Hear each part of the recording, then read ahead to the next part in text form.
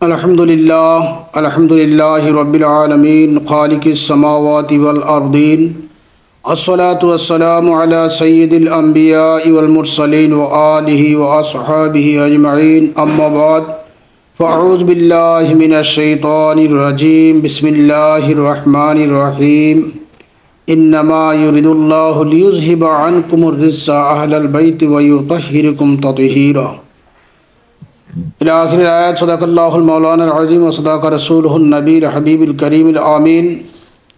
अल्लाहुम्मा सल्लि अला सय्यिदिना मौलाना मुहम्मदिन व आलिहि व अस्हाबिहि अजमईन। सम्मानित ईमानदार मोमिन मुसलमान भाइयों बाबारा, बिलखुसूस अहले बैत अजमईन रिदवानुल्लाहि तआला अजमईन ও পাক পাঞ্জাতনের প্রেমিকাবৃন্দ, দেশে এবং প্রবাসে যারা যেখানে আছেন প্রত্যেককে হিজরি নববর্ষের পহেলা মহরম সকলকে স্বাগতম শুভেচ্ছা জানাচ্ছি এবং সকলকে আন্তরিক অভিনন্দন জানাচ্ছি। পবিত্র আশুরা উপলক্ষে জেএনটিভির মাধ্যমে 10 দিনব্যাপী ধারাবাহিক প্রোগ্রামে সকলকে স্বাগতম জানাচ্ছি। আজকে পহেলা মহরম শুক্রবার দিবস, বাদে জুমা থেকে প্রোগ্রাম সূচি শুরু করছি। সকল ইমানদার মুমিন মুসলমান ভাই বোনদের প্রতি সবিনয় আরজ থাকবে, পবিত্র মাহে মহরম শরীফের পূর্ণ আজমত, শান, শওকাত, নিয়ামত গ্রহণ করার জন্য সকলেই যেন সচেষ্ট থাকেন। আল্লাহ যেন আমাদেরকে আমাদের হৃদয়ে পাক পাঞ্জাতনের মহাব্বত ভালোবাসা সঞ্চয় করে ইহকালে শান্তি পরকালে মুক্তি নসিব করে। সকলের প্রতি আন্তরিক মোবারকবাদ জানিয়ে আজকের প্রথম দিবসে প্রথম পর্বে পাক পাঞ্জাতন কি, আহলে বাইত কি, এই বিষয়টুকু নিয়ে আপনাদের সম্মুখে পবিত্র কোরআনুল করিম এর সূরাতুল আহজাব থেকে একটি আয়াতে করিমার আংশিক আয়াত তালাওয়াত করেছি। এই মর্মে সংক্ষিপ্ত পরিসরে আপনাদের সামনে দু চার কথা বলবো। মাওলায়ে করিম যেন তৌফিক দান করে। আল্লাহ জাল্লা শানুহু আম্মা নওয়ালুহু পবিত্র কোরআনুল করিমে ইরশাদ করেন, ইন্নামা ইউরিদুল্লাহু লিয়ুযহিবা আনকুমুর রিজ্সা আহলাল বাইতি ওয়া ইউতাহিরিকুম তাতহীরা ইলা আখিরিল আয়াত। আল্লাহ পাক বলেন, নিশ্চয়ই আল্লাহর একমাত্র ইরাদা হচ্ছে আহলে বাইতদেরকে সকল প্রকারের নাপাক থেকে দূরে রাখবে, সকল প্রকারের নাপাক থেকে তাদেরকে পৃথক করে দেবে, সকল প্রকারের নাপাক সমূহ তাদের থেকে আল্লাহ পাক উঠিয়ে দিবে। ওয়ায়ুতাহিরুকুম তাতহীরা, এবং তাদেরকে পবিত্র করার মতো করবে। আলহামদুলিল্লাহ। সম্মানিত শ্রোতাবৃন্দ, উপরোক্ত আয়াতে করিমার মর্মে হাদিস শরীফ এবং বিভিন্ন তাফসিরাতের কিতাবে আহলে বাইতের পরিচয় সম্পর্কে অবগত হওয়া আমাদের জন্য একান্ত দরকার। এর আগে আমরা বলবো আহলে বাইত অর্থ কী। আহলে বাইত শব্দের অর্থ হচ্ছে ঘরের অধিবাসীগণ, ঘরের যারা বসবাস করে তাদেরকে আহলে বাইত বলা হয়েছে। এখানে আহলে বাইতের উদ্দেশ্য কী? এখানে আহলে বাইত দ্বারা উদ্দেশ্য হচ্ছে আহলে বাইতুন নবী। আহলে বাইত কয়েক ভাগে হইতে পারে। একটা হচ্ছে আহলে বাইতে খাসা, আরেকটা হচ্ছে আহলে বাইতে আম্মা, আরেকটা হচ্ছে আহলে বাইতে নসব। অর্থাৎ আহলে বাইতে খাসা বা আহলে বাইতে নসব হচ্ছে বংশগত আহাল, বংশগত পরিবার। আর আহলে বাইতে আম্মা হচ্ছে পরিবারের সাথে যারা যেভাবে বিভিন্নভাবে রক্ত সম্পর্কীয় না, নসব সম্পর্কীয় না, অন্যান্যভাবে যারা সম্পর্ক রাখে তাদেরকেও আহলে বাইত বলা হয়। ঘরের অধিবাসী যারা ঘরে অন্যান্য লোকজনও বসবাস করে তাদেরকেও আহলে বাইত এ আম্মা বলা হয় বা আহলে বাইতে মাসকান বলা হয়। উপরোক্ত আয়াতে কারিমার মর্মে বিভিন্ন তাফসিরের কিতাবে মুফাসসিরিনে কারামগণ বিভিন্ন রওয়ায়াত উল্লেখ করেছেন। তন্মধ্যে কেউ কেউ বলেছে এখানে আহলে বাইতের দ্বারা উদ্দেশ্য হচ্ছে হুজুর সরকারে দো আলম মুহাম্মদ রাসূলুল্লাহ সাল্লাল্লাহু আলাইহি ওয়াসাল্লামের আজওয়াজে মুতাহারাত অর্থাৎ আমাদের মুসলিম জননী আম্মাজান রিদওয়ানুল্লাহি তাআলা আলাইহিম আজমাইনদেরকে বোঝানো হয়েছে। অপরদিকে অন্যান্য মুফাসসিরিনে কিরামগণ বলছেন এখানে আহলে বাইতে খাসসা হুজুর সাল্লামের বংশধরদেরকে বোঝানো হয়েছে। তো মুফাসসিরিনে কিরামগণ এই আয়াতে কারিমার ব্যাখ্যা করতে গিয়ে বহুবিধ আলোচনার পরে অধিক সংখ্যক মুফাসসিরের রওয়ায়াত হচ্ছে, মতামত হচ্ছে, তারজিহ হচ্ছে এখানে আহলে বাইতে খাসসা অর্থাৎ নবী পাক সাল্লাল্লাহু আলাইহি ওয়াসাল্লামের বংশধরদের প্রতি বিশেষভাবে উল্লেখ করা হয়েছে। এই আয়াতে কারিমার মধ্যে আহলে বাইতের পরিচয় দিতে গিয়ে আমি একটি হাদিস আপনাদের সামনে উপস্থাপন করব। আল মুস্তাদরাকে হাকিম শরীফের মধ্যে আব্দুল্লাহ ইবনে মুহাম্মদ ইবনে আব্দুল হাকিম নিসাপুরি রহমাতুল্লাহ আলাইহি তিনি একটি হাদিস আনয়ন করেছেন। অনেকগুলো হাদিস আহলে বাইতের পরিচয়ের উপর আলোচনা আনয়ন করেছেন। তন্মধ্যে একটি হাদিস আপনাদের সামনে উপস্থাপন করছি।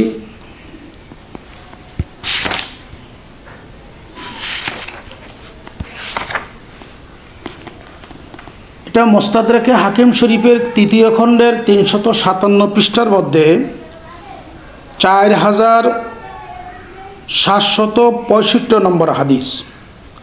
হাদিসটি বর্ণনা করেছেন আমাদের মুসলিম জননী আমাদের মা উম্মাহাতুল মুমিনিন আম্মাজান আয়েশা সিদ্দিকা রাদিয়াল্লাহু তাআলা আনহা। হযরত আম্মাজান আয়েশা সিদ্দিকা রাদিয়াল্লাহু তাআলা আনহা তিনি রওয়ায়াত করেন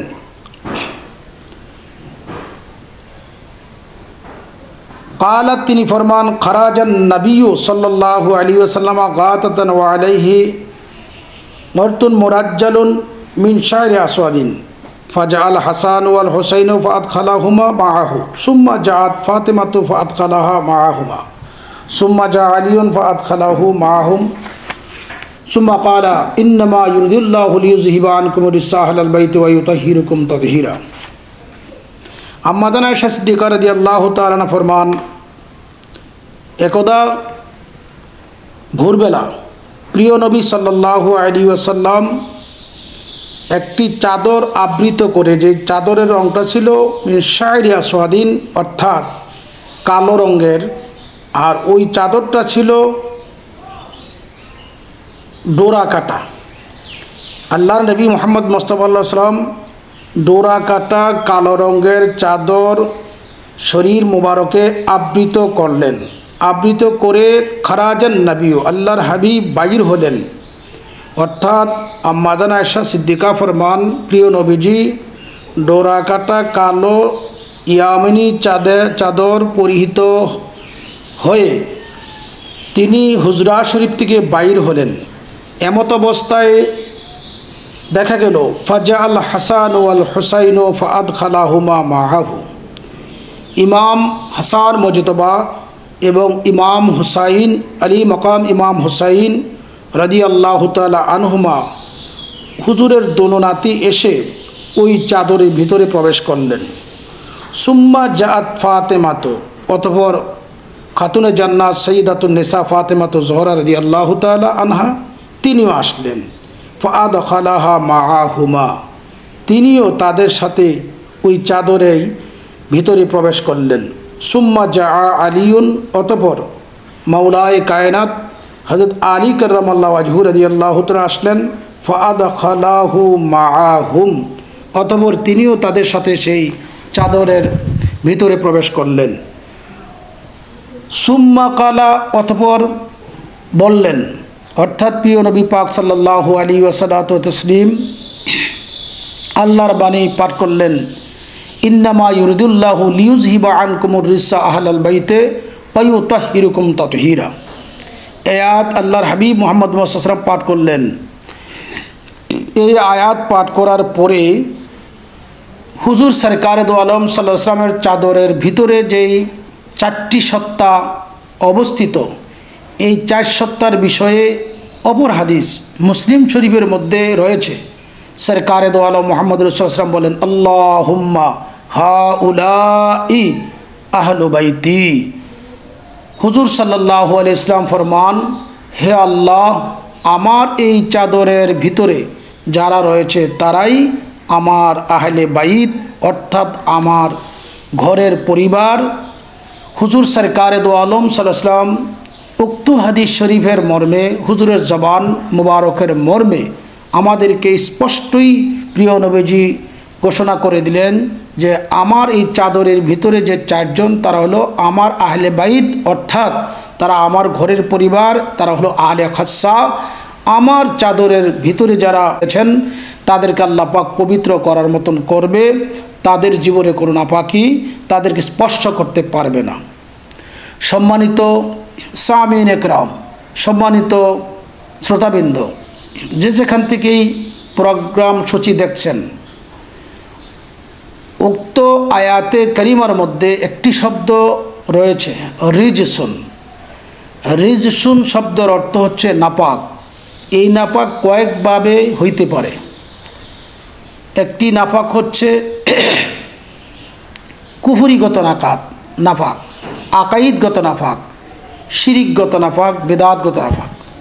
অর্থাৎ আল্লাহ পাক উক্ত আয়াতের মধ্যে এমন একটি শব্দ ব্যবহার করলেন আহলে বাইতের স্মরণে, যে তাদের জিন্দিগির মধ্যে নাপাকটি কুফরি হোক, শিরিক হোক, বেদাত হোক, নাফাকি হোক, কোনো প্রকার নাফাকি তাদেরকে স্পর্শ করবে না। এটার জিম্মা স্বয়ং আল্লাহ নিয়ে গিয়েছেন। এতে প্রমাণিত হয়ে গেল আহলে বাইতের সদস্যগণ আগেও পাক, এখনও পাক, পরেও পাক। এই জন্য তাদেরকে পাক পাঞ্জাতন বলা হয়। আমাদের দেশে কিছু সংখ্যক লোক রয়েছে যারা পাক পাঞ্জাতন বললেই তাদের গা শিহরি ওঠে এবং তারা পাক পাঞ্জাতনকে ভালোবাসতে চায় না। পাক পাঞ্জাতন মানে আমাদের বানানো কথা। অথচ এই পাক পাঞ্জাতনের বিষয়ে আল্লাহ পাক স্পষ্টই করলেন যে ওয়ায়ুতাহিরুকুম তাতহীরা। এখানে তাতহীরা শব্দ ব্যবহৃত হয়েছে, ওয়ায়ুতাহিরুকুম তাতহীরা। তার অর্থ হচ্ছে এই, আমি আহলে বাইতের সদস্যদেরকে পাক পবিত্র করার মতোই করব।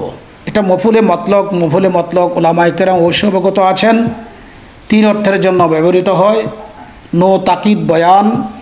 এখানে আল্লাহ পাক স্পষ্ট করে দিয়েছেন যে আমার প্রিয় নবী মুহাম্মদ মুস্তাফা সাল্লাল্লাহু আলাইহি ওয়াসাল্লাম, আমার হাবিবে পাকের সাথে যাদের খাস সত্তাগতভাবে সম্পর্ক, এরা কোনোদিন নাপাক হবে না। এটার জিম্মাদারি আমার আল্লাহ পাক নিয়ে গেলেন।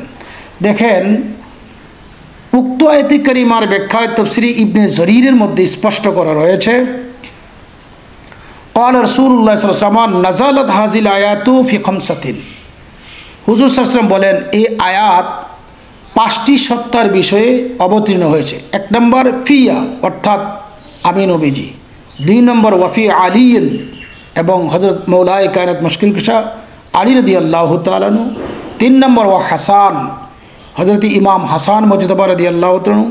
ওয়া হুসাইন, ইমাম আলী মাকাম মৌলা হুসাইন রাদিয়াল্লাহু তাআলা আনহু। ওয়া ফাতেমা, হযরত মা খাতুন জান্নাত ফাতেমা তুজহরা রাদিয়াল্লাহু তাআলা আনহা।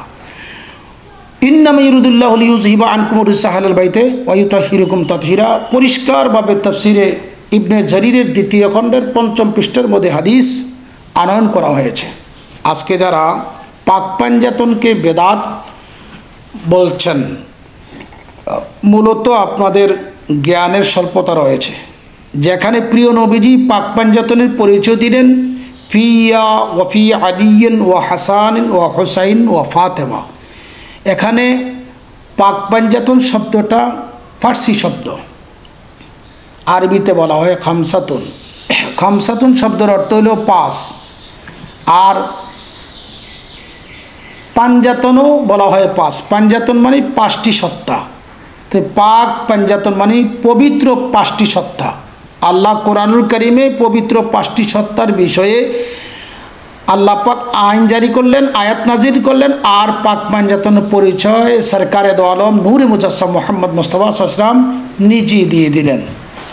এতে প্রমাণিত হয়ে গেল নবী পাক সাল্লামের আহলে বাইতে খাসা যারা রয়েছেন, অর্থাৎ মাওলা আলী, মা ফাতেমা, ইমাম হাসান, ইমাম হুসাইন যারা রয়েছেন, তাদের কোনো জাহিরি নাপাকও নাই, বাতিনিভাবেও কোনো নাপাক নাই। তারা সদা সর্বদা পবিত্র। এই পবিত্র সত্তার প্রতি প্রত্যেক ইমানদার মুমিনের অবশ্যই একান্ত কর্তব্য হচ্ছে তাদেরকে জানের চাইতে বেশি ভালোবাসা দান করা। দেখুন, এই মর্মে আম্মাজান উম্মে সালমা রাদিয়াল্লাহু তাআলা আনহা থেকে আরেকটি হাদিস আপনাদের সামনে উপস্থাপন করছি। ক্বালাত, আম্মাজান উম্মে সালমা রাদিয়াল্লাহু তাআলা আনহা বলেন, ক্বালা রাসূলুল্লাহ সাল্লাল্লাহু আলাইহি ওয়াসাল্লাম, আল্লাহর হাবিব মুহাম্মদ রাসূলুল্লাহ সাল্লাল্লাহু আলাইহি ওয়াসাল্লাম বলছেন, আলা সাবধান, লা ইয়াহিল্লু হাযাল মসজিদে লিযুনুবিন ওয়ালা লিহাইজিন ইল্লা লিরাসূলিল্লাহি সাল্লাল্লাহু আলাইহি ওয়াসাল্লাম ওয়া আলী ওয়া ফাতেমা ওয়াল হাসান ওয়াল হুসাইন। হুজুর সাল্লাল্লাহু আলাইহি ওয়াসাল্লামের মসজিদে নববীর বিষয়ে আম্মাজান উম্মে সালমা রাদিয়াল্লাহু তাআলা ফরমান, আল্লাহর হাবিব মুহাম্মদ মুস্তাফা সাল্লাল্লাহু আলাইহি ওয়াসাল্লাম বলছেন, হাজাল মসজিদ ইয়ানি মসজিদুন নববী, অর্থাৎ হুজুর বলেন এই মসজিদে নববী শরীফ আমার মসজিদে কোনো জুনুবি ব্যক্তি, কোনো নাপাক ব্যক্তির জন্য প্রবেশ করা হালাল না, বৈধ না। কিন্তু নবীজি বললেন ইল্লা আলী রাসূলিল্লাহ ইসলামা, একমাত্র আল্লাহর রসুলকে ছাড়া, ওয়া আলীন, মাওলা আলীকে ছাড়া, ওয়া ফাতেমা, মা ফাতেমা তো জোহরা রাদিয়াল্লাহু তাআলাকে ছাড়া, ওয়াল হাসান ওয়াল হুসাইন, ইমাম হাসান এবং হুসাইন রাদিয়াল্লাহু তাআলা আনহুমাদেরকে ছাড়া। এখানে একটি শব্দ হচ্ছে লি জুনুবিন ওয়ালা লি হাইজিন, কোনো জুনুবি, কোনো নাপাক মসজিদে প্রবেশ করতে পারবে না। ওয়ালা লি হাইজিন, কোনো হায়েজ, ঋতুস্রাব ওয়ালা মহিলা, তারা যেহেতু নাপাক, তারাও প্রবেশ করতে পারবে না। কিন্তু ইল্লা শব্দের দ্বারা খাস করে দেওয়া হয়েছে যে প্রিয় নবীজি, মাওলা আলী, মা ফাতেমা, ইমাম হাসান, ইমাম হুসাইন তারা প্রবেশ করতে পারবে। কেন পারবে? এই জন্য পারবে তাদের জীবনে কোনো নাপাক নাই, তারা পুত পবিত্র। সুতরাং তাদের জন্য মসজিদে হার হামেশা প্রবেশ করা নবী পাক সাল্লাল্লাহু আলাইহি ওয়াসাল্লামের জবান মুবারকের রায় অনুযায়ী। এবং আল্লাহ পাক যে বলছেন ওয়ায়ুতাহহিরুকুম তাতহীরা, এই আয়াতে কারিমার মর্মে তারা যে মূলত পাক, সত্তাগত পাক, সেটি আমাদেরকে বোঝানো হয়েছে। আজকে যারা আহলে খাওয়ারিজ, অর্থাৎ যারা পলিত নাপাক, যাদের আকীদার মধ্যে পাক পাঞ্জাতনের বিষয় এ হাসাদ রয়েছে, হিংসা রয়েছে, আজকে তারাই পাক পাঞ্জাতন, এটা কি বেদাত, এটা কি এই, এটা কি ওই, এমন এই সমস্ত কথাবার্তা যাদের জবানে আসতেছে, লেখনীতে আসতেছে, বক্তব্যে আসতেছে, মনে রাখতে হবে এরা কোরআনুল কারীম এর অপব্যাখ্যাকারী এবং প্রিয় নবী মুহাম্মদ রাসূলুল্লাহ সাল্লাল্লাহু আলাইহি ওয়াসাল্লাম এর আকরিব হুজুর সাল্লাল্লাহু আলাইহি ওয়াসাল্লামের আহলে বাইতের প্রতি তাদের বিদ্বেষ। অন্যান্য তাফসীরের কিতাবও আসছে, অন্যান্য হাদিস শরীফের মধ্যেও আসছে, যারা আহলে বাইতের প্রতি বিদ্বেষ থাকবে তাদের কোনো ফরজ ইবাদত এবং নফল ইবাদত আল্লাহর দপ্তরে কবুল হবে না। আল্লাহ যেন আহলে বাইতের পাক পাঞ্জাতনের প্রেম ভালোবাসা আমাদের অন্তরে নসিব করে। আমিন সুম্মা আমিন। আজকের জন্য পহেলা মহরম শরীফে আপনাদেরকে আহলে বাইত যে পবিত্র, এই সত্তাটুকুনই আপনাদের সামনে সংক্ষিপ্ত পরিসরে আলোচনা রাখলাম। আসসালামু আলাইকুম ওয়া রাহমাতুল্লাহি ওয়া বারাকাতুহু।